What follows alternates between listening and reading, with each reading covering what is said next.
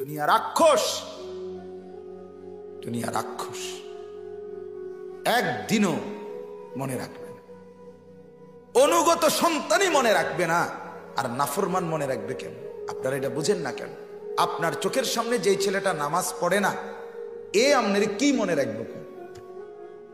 আপনার যেই বেড়ি পর্দা করে না, এই বেড়ি আমনে মরলে আমনের দিকে ফিররা থুতু মারব না, এ বেড়ি আপনার মনে রাখবো কেন? আপনি কি সাজা, আপনি রঙিন একটা টেলিভিশন ঘরে রাইখা কবরে যাইতেছেন, আপনার বুঝি এরা মনে করব?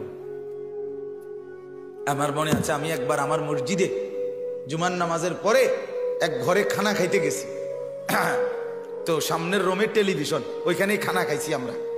তো বাহিরে বেসিন দিছে, আপনার ডেকোরেশনের বেসিন, অনেক লোক খাওয়াইছে আর কি। ওই বেসিনে গেছি হাত ধুইতাম আমরা হুজুররা। এই সময়টা এই রুমটা একটু খালি হয়েছে, অল্প দূরে লেগে, মানে হাত ধুইতাম গিয়ে আবার আইয়া বমু চা খাইতাম।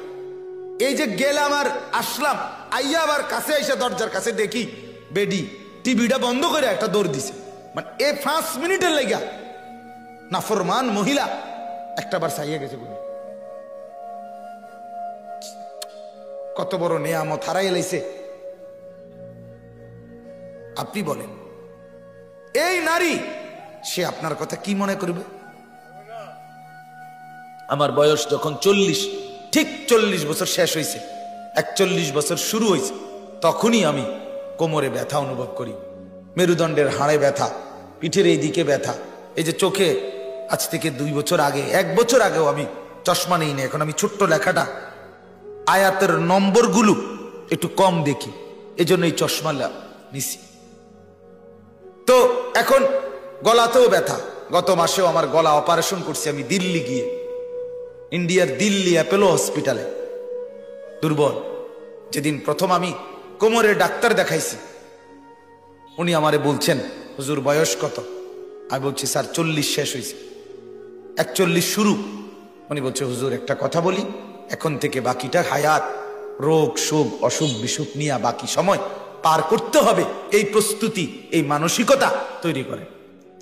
রঙের ঘুড়ি শেষ, রঙের ঘুড়ি, রঙের গুড্ডি বহু উড়াইছে, রঙের গুড়ি বহু উড়াইছে। এজন্য যুবক বন্ধু, অল্প দিন 40 বছর, 20-22 বছর অনেকের হয়ে গেছে, আর বেশি দিন নাই, আর বেশি দিন নাই। রঙের ঘুড়ি আর বেশি দিন উঠবে না। অনর্থক জিন্দিগি, গুনাহ, অশ্লীলতা, নারীর ছবি, উলঙ্গ দৃশ্য, জিনা, ব্যভিচার, মদ, জুয়া, এগুলোর মধ্যে সুখ নেই, সুখ নাই ভাইয়া। অন্যের মেয়ে দেখে সুখ কি? অন্যের নারী দেখে সুখ কোথা? সিনেমার নর্তকী আমাকে কিভাবে সুখ দিবে? তার নিজের জীবনেই তো সুখ নেই। সিনেমার নায়কের জীবনেই তো কোনো সুখ নাই। বছরে 6 বার, বছরে 2 বার বউ পাল্টায়, বেরিয়ে বছরে 2 বার 4 বার জামাই পাল্টায়। এগুলোর চাইতে দুঃখের জিন্দিগি আর কার আছে? এরা আমাদেরকে সুখ দিবে কিভাবে? এজন্য আল্লাহ তাআলা বলেন, লিয়াকফুরু বিমা আতাইনাহুম ফাতামাত্তাউ। আল্লাহ বলে, বান্দা আমার সাথে শিরিক করে কেন? যেন আমার দেওয়া নেয়ামতকে অস্বীকার করতে পারে। বান্দা সবারকে থ্যাংক ইউ জানায়, বান্দা সবাইকে ধন্যবাদ জানায়, নার্সকেও 100 টাকা দেয়, তারপরে দারোয়ানকেও 100 টাকা দেয়, সবাই রে হেঁটে হেঁটে মিষ্টি খাওয়ায়। ছেলে হয়েছে আমার, আমার মেয়ে হয়েছে, সবাইকে খুশি করে দেয়, কিন্তু একটা সেজদা দিয়ে মালিককে খুশি করে না। আল্লাহকে বলতে মনে নাই, আল্লাহকে জানাইতে মনে নাই। সুস্থ হয়ে গেছে, ঝামেলা শেষ হয়ে গেছে, মুসিবত দূর হয়ে গেছে, বিপদ কেটে গেছে। আল্লাহ বলেন, এবার শুধু ভুলে গেছে আমাকে, মনে রাখছে বাকি দুনিয়ার সবাইকে। ঠিক কিনা বলেন? ফাসাউফা তা'লামুন। আল্লাহ বলে, ভোগ করো, অল্প কয়দিন, ও চিরেই টের পাবো। এরপরে আল্লাহ বলেন, আম আনজালনা আলাইহিম সুলতানান ফাহুয়া ইয়াতাকাল্লামু বিমা কানু বিহি ইউশরিকুন। আল্লাহ বলে, কথাটা খেয়াল করেন, আল্লাহ বলে, এই নাফরমান মানুষ, আমাকে যে ভুলে গেলা, আমার সাথে যে শিরিক করলা, আমাকে যে ত্যাগ করলা, আচ্ছা তুমি বলো আমাকে বাদ দিয়ে তোমার কাছে এমন কোন শক্তি, সামর্থ্যবান কোন ব্যক্তি, কোন সত্তা কেউ আসছে কিনা যে তোমাকে বলছে যে আল্লাহকে ভুলে যাও, আল্লাহ লাগবে না, আমি আল্লাহর কামটা করে দিমু, এমন কেউ পাইছুনি তুমি? তা আল্লাহ বলে তাহলে কেন শিরিক করছো? কথা বলেন না কেন? এই মুসিবত কি তুমি আবার পড়বে না? কথা বলেন না কেন? এই বিপদ কি তুমি আবার পড়তে পারো না? তাইলে ভুলে গেলা কেন? ভুলে গেলা কেন? আল্লাহ তাআলা বলেন এটা ফাহুয়া ইয়াতাকাল্লামু বিমা কানু বিহি ইউশরিকুন। আল্লাহ বলে জিজ্ঞেস করো, বলো আমি আল্লাহকে বাদ দিয়ে সুলতান, কোন শক্তি, কোন ব্যক্তিকে পেয়েছো কিনা যে তোমাকে আমি আল্লাহর সাথে শিরিক করতে বলছে যে আরে বাদ দাও, আমরা তো অনেক দূরে, আরে দূর ইতার নেতা ফেতা থোড়া, এসব নেতা আমরা গণার ধরিনি, আমার তে বড় নেতা আছে, আয় হইতে পারে, এটার যুক্তি থাকতে পারে, ঠিক আছে, উনার চাইতে বেশি শক্তি পাওয়ার আছে উনার কাছে, কিন্তু আল্লাহর সাথে বাদ দিয়া আর কেউ বলবে যে আমি আছি আল্লাহর সাথে মোকাবেলায়, অথবা আল্লাহ যেটা দেউই না এটা আমিই দিমু, এটা কি বলেন না? আছে কি কেউ? তাইলে আল্লাহকে কেন ভুলে যাওয়া? দুনিয়ার সবাইকেই তো ভোলা যায়, আল্লাহকে তো ভোলা উচিত না। উচিত ইনসাফ তো এটা বলে, বিবেক এটা বলে, এই চেয়ারম্যান খনিকের, এই মেম্বার খনিকের, এই এমপি খনিকের, এই নেতা খনিকের, এদেরকে আজকে আছে কালকে ভুলে যাওয়া যাবে, আল্লাহকে ভোলা কি সম্ভব? আল্লাহকে ছেড়ে দেওয়া কি উচিত? ফিকির করেন বাপ, ফিকির করেন, ফিকির করেন। এরপর আল্লাহ তাআলা আবার বলে দেখেন ওয়া ইদা আযাকনান নাসা রাহমাতান ফারিহু বিহা। আর অল্প একটু মনোযোগ দেন একটু। আল্লাহ বলেন এবার পুনরায়, আমি যখন আমার কোন বান্দাকে দয়া, মায়া, তার চাওয়া মতো বস্তু রহমত দেই, ফারিহু বিহা, সে খুব খুশি হয়, সব খুব খুশি, যেটা চাইছি সেটা পাইছি, যত টাকা টার্গেট করছি এত টাকা লাভ হইছে, যেভাবে ইচ্ছে করছিলাম এভাবেই হইছে। আল্লাহ বলেন আমার দয়া পেলে বান্দা খুশি হয়, কিন্তু ওয়া ইন তুসিবহুম সাইয়্যাতুম বিমা কদ্দামাত আইদিহিম, কিন্তু নিজের নাফরমানির কারণে, নিজের জুলুমের কারণে, পাপের কারণে, গুনার কারণে আমি যখন তাকে পুনরায় কোনো মুসিবত দেই, ইদাহুম ইয়াকনাতুন, তখন আমি আল্লাহ থেকে নিরাশ হয়ে যায়, আমাকে ভুলে যায়, আমার উপরে অভিযোগ উত্থাপন করে, খোদা আমার নি দেখলে, কথা বলেন না, আর কারোরে দেখলে না, ঘুরিয়ে বুঝি আমার রূপে মুসিবত, আবারও বুঝি এই জ্বর আইলো, আবারও বুঝি এই ঝামেলা আমার কান্দে উঠলো। আল্লাহ তাআলা বলেন অথচ তুমি সাথে সাথে অভিযোগটা করলে কাকে? আল্লাহকে না। বান্দা তোমার ভাবা উচিত ছিল প্রত্যেকটা মুসিবত, প্রত্যেকটা পেরেশানি, প্রত্যেকটা যন্ত্রণা, প্রত্যেকটা অসুস্থতা, প্রত্যেকটা বিপদ আল্লাহ কোরআনের বহু জায়গায় বলছে আমার গুনার কারণে, আমার গুনার কারণে, আমার গুনার কারণে। কি কারণে বলেন? গুনার। একটা কাঁটাও যদি বিধে আমার আঙ্গুলের মধ্যে, সেটা আমার গুনার কারণ।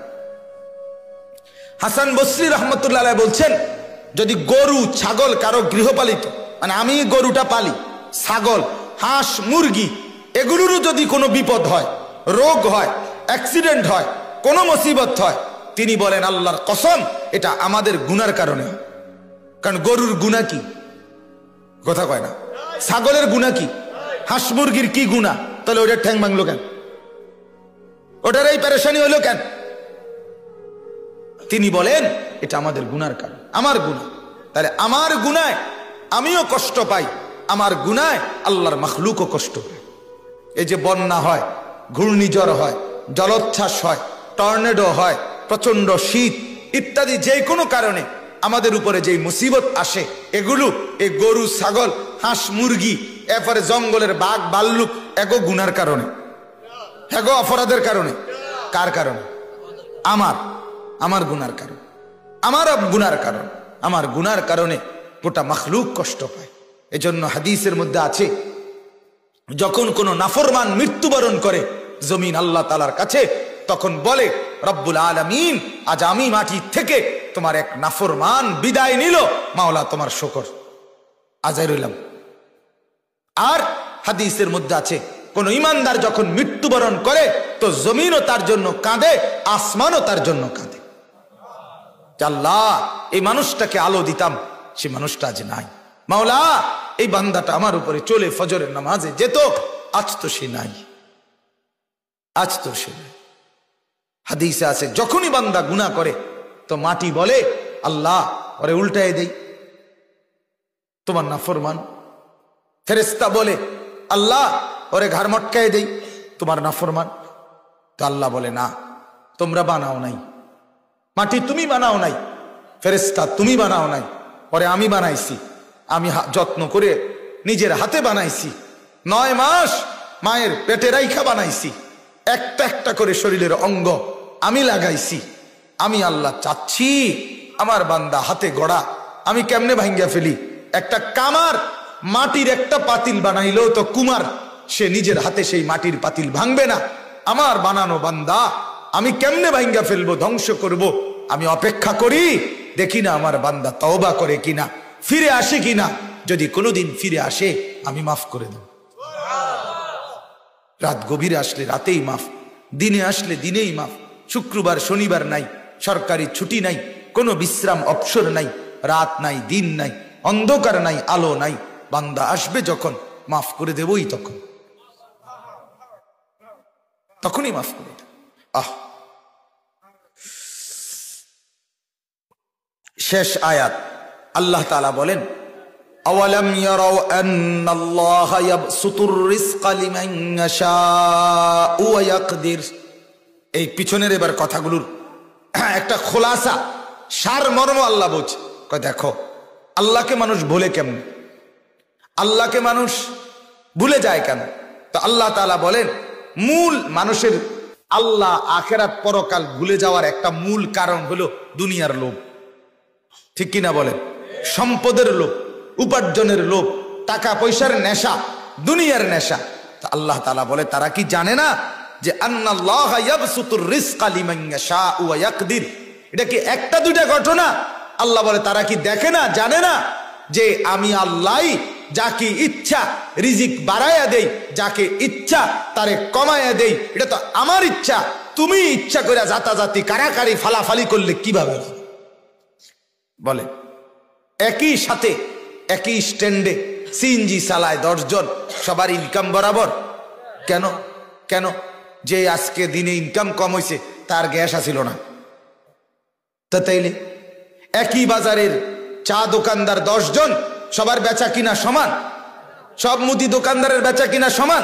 কেন এমন হয়? এমন হলো কেন বলে না?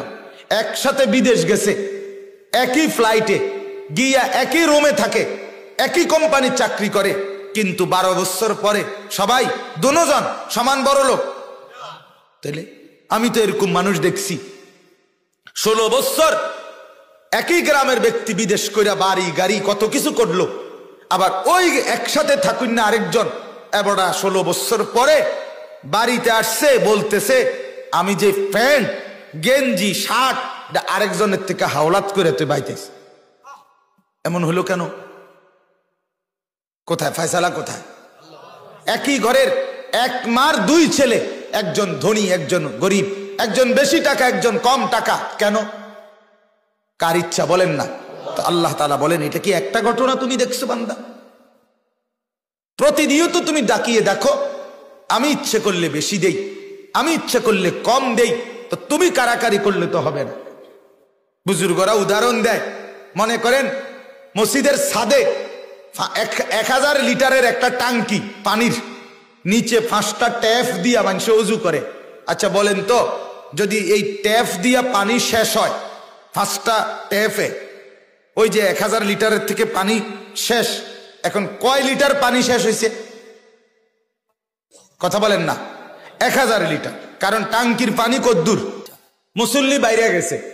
এখন মসজিদ কমিটি আরো 5টা ট্যাপ ওজুর সুবিধার্থে বাড়ায় দিছে। অন ট্যাপ হয়েছে কয়টা? 10টা। এখন পানি শেষ হয়েছে, আবার এখন কয় লিটার শেষ হয়েছে? কি লেগে 1000 লিটার হবে? ট্যাপ না বাড়াইলো? কথা বলেন না আপনারা বুঝা কন ট্যাপ বাড়াইছে কিনা? তো তাহলে এখন 1000 লিটার হবে কেন? এই কথাটাই বুঝাইতে চাই। টাঙ্কি মূলত কয় লিটার? তো এনে ট্যাপ যদি 30টা লাগায় কোনো লাভ আসেনি। বদলাইতে হবে কি? টাঙ্কি বদলাইতে হবে। ঠিক রিজিক যেটা যার জন্য বরাদ্দ, আল্লাহর কসম এটা আল্লাহ তাআলা বরাদ্দ করে ফেলছেন। এখানে আপনি যত দান্দাই বাড়ান, ট্যাপ বাড়াইলে লাভ হইতো না। ওইখানে আসমানওয়ালা আল্লাহর কাছে যেই সিদ্ধান্ত ওইটা বাড়াইতে হইব, ওইটা বাড়াইতে। এখানে ধান্দা বাড়াইয়া লাভ নেই। এ সব দান্দা করে আপনি যা কামাইছেন আপনি এর দূরে পাইলেন, এর দূরে পাইলেন। পরিশ্রম বেশি করলে আপনার বেশি ইনকাম। তো মাড়ি কাটে যে তার পরিশ্রমের তো কোনো তুলনাই নাই, এটার ইনকাম কম। কথা বলেন না কেন? পরিশ্রম বেশি করলে বেশি ইনকাম। তাহলে রড ফ্যাক্টরির যারা পুরো আগুনের কুণ্ডলির মধ্যে কাম করে তার ইনকাম তো আর ছিল 200 কোটি টাকা, কিন্তু তার যে বেতন নাই, অল্প স্বল্প। কেন? পরিশ্রমী মূল বিষয় না, না আল্লাহর ফয়সালা মূল বিষয়। বলে তাহলে আমি এমনি ভুইয়া তাই পরিশ্রম না করি না, তকদির এভাবেই লেখা। আমনে মেহনত করবেন, ওই বেটা বইয়ে থাকবো, ওই বেটা বইয়ে থাকবো। কে কে পঙ্গু হবে, কে বসে থাকবে, কে উপার্জন করবে না, আর কে করবে এটাও তকদিরে লেখা আছে। আমনে কাম করা, আমনের সিদ্ধান্ত থাকলে তকদিরে আমনের বাপেও আমনের বাইন্দা থাকতো না। কথা বুঝেন নাই? এটাই সিস্টেম আমনের। আপনাকে কি করতে হবে? ওইখানে যাইতেই হবে কর্মের কাছে। এটা ফয়সালা তো আল্লাহ। হাদিস শুনেন, একটা হাদিস। আল্লাহ নবীর 2 সাহাবী, এক ভাই 2 ভাই উনারা। তো এক ভাই বিশুদ্ধ হাদিস, এক ভাই কামাই রোজগারি করে, আরেক ভাই সারাদিন নবীর দরবারে ইলম শিখে। তো ওই ভাই একদিন আল্লাহ নবীকে বলছে সে সারাদিন আপনার কাছে পড়ে থাকে, আমি একলা রোজগার করি, আমি কেমনে কি করতাম? হাদিসে স্পষ্ট আছে, আল্লাহর নবী বলেন লাআল্লাকা তুরজাকু বিহি, হতে পারে এই বেটার উসিলায় আল্লাহ তোমারে রিজিক দেয়। তুমি কি মনে করছো? হাদিসের মধ্যে আছে, নবীজি বলছেন তুরজাকুনা ওয়া তুনসারুনা বিদুআফাইকুম, আল্লাহ তাআলা রিজিক দেয়, সাহায্য করে তোমাদের মধ্যে যারা দুর্বল তাদের উপরে ভিত্তি করে, তাদের দিকে চাইয়া, তাদের দিকে চাই, তাদের দিকে চাই। এজন্য পঙ্গু, এতিম, অসহায়, প্যারালাইজ, বিধবা, দরিদ্র, মিসকিন, ফকির আল্লাহ তাআলা তাদের উপরে রহম কইরা আমাদেরকে রিজিক দেয়।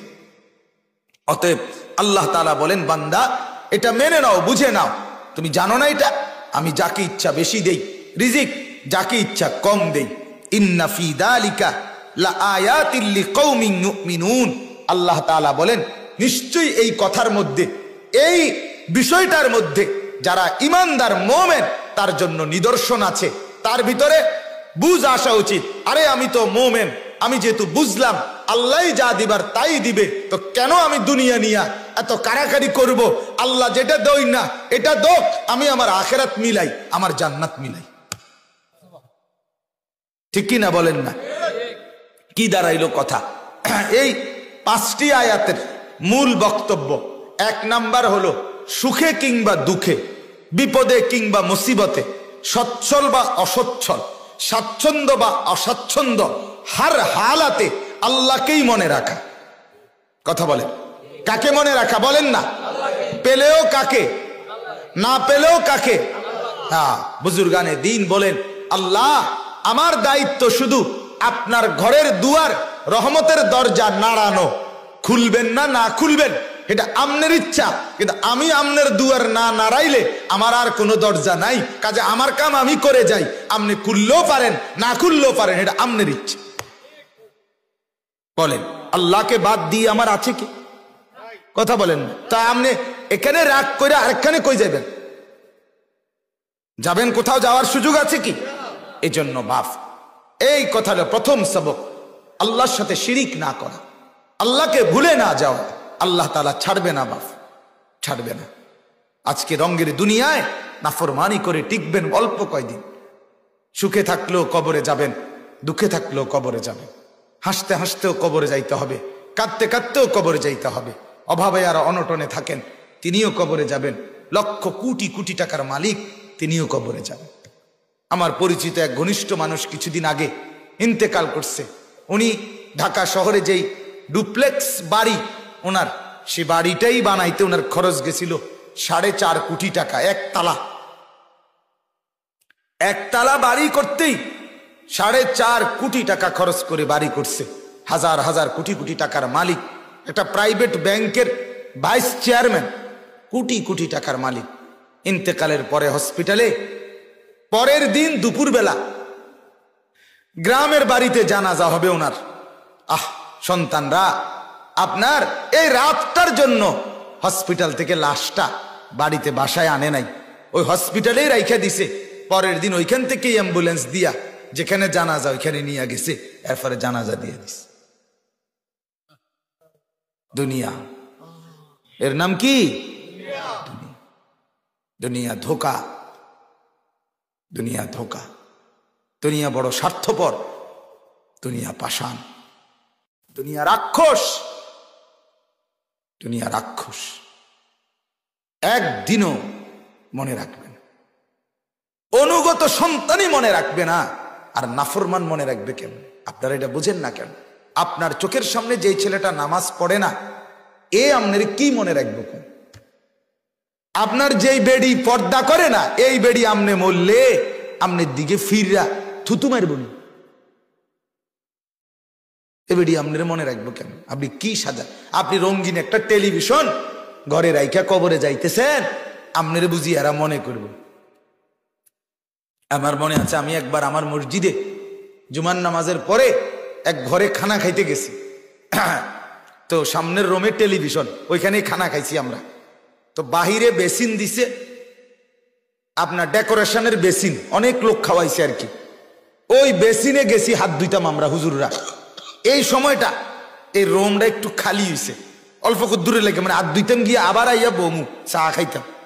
এই যে গেলাম আর আসলাম, আইয়া আবার কাছে আইসা দরজার কাছে দেখি বেডি টিভিটা বন্ধ করে একটা দৌড় দিছে। মানে 5 মিনিটের লেগা নাফরমান মহিলা একটা বার চাইয়া গেছে।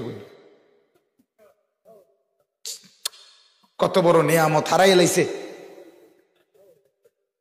আপনি বলেন, এই নারী, সে আপনার কথা কি মনে করবে? কি পাবেন আপনি তার থেকে? বেহায়া নারী থেকে, বেপর্দা নারী থেকে কি পাবেন? বেনামাজি ছেলে আপনাকে কি দিবে বাপ? দুনিয়াতে আপনার নাম বড় করবে কেমন? হেতে তো নামাজে পড়ে না, কারাইয়া মতে, তারে তো বেল নাই, হেতে আমনের মর্যাদা দিব কি? তারে তো মানুষের 2 পয়সার মূল্য দেয় না। কোন পাপীকে, নাফরমানকে মানুষ মূল্য দেয়? সুদখোর যদি 100 কোটি টাকা দিয়েও বিল্ডিং করে, একারে ফুরাটা যদি মার্বেল পাথর দিয়েও বানায়, এরপরও মানুষ হাঁটতে যাইতে আইতে যাইতে মানুষে কয়, হ্যাঁ আও মাইতেন নাই রিডি সিটার ইটিয়া। ঠিক কিনা বলেন? দূর বেড়া, সুদের টেয়া বেড়া, ইতান সুদের টেয়া দিয়ে ইতান বাড়ি করলি কি আর কিতা করলি? এটা ইজ্জত হইল? কি ফায়দা আসলো? কি লাভ আসলো? কি বলেন না বাপ? হারাম দিয়ে অবৈধভাবে বিবি বাচ্চা পেলে পাইলা কি নিয়ে যাবেন কবর? অতএব আল্লাহকে না ভোলা, আখিরাত না ভোলা, আল্লাহর সাথে কোনো কিছুকে শিরিক না করা, সর্বাবস্থায় শুধুই আল্লাহ। বলেন ইনশাআল্লাহ। 5 ওয়াক্ত নামাজ পড়েন, হালাল উপার্জন করেন, হালালের মাধ্যমে যতটুকু পারেন স্ত্রী সন্তানের প্রয়োজন অদ্দুরি পূরণ করে যান। গুনাহ ছেড়ে দেওয়ার ফিকির করেন কিভাবে ঘর থেকে টেলিভিশন বন্ধ করবেন।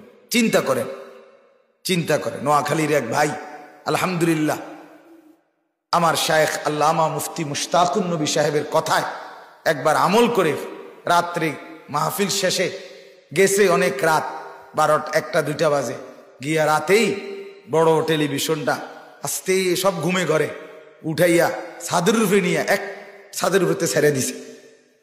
এটা ভাঙ্গিয়া গুঁড়ো গুঁড়ো হয়ে গেছে। সকালবেলা বউ বাচ্চা টেলিভিশন টোয়ায়, এটা কো হ্যাঁ টোয়ায় কো 100 গো আর বাক্স খুঁজে পায় না, হতেই পারে, সম্ভব। এজন্য গুনাহ ছেড়ে দেন, গুনাহ ছেড়ে দেন। আল্লাহ তাআলা আমাদের প্রত্যেককে তৌফিক দান করেন, কবুল করেন, আমিন।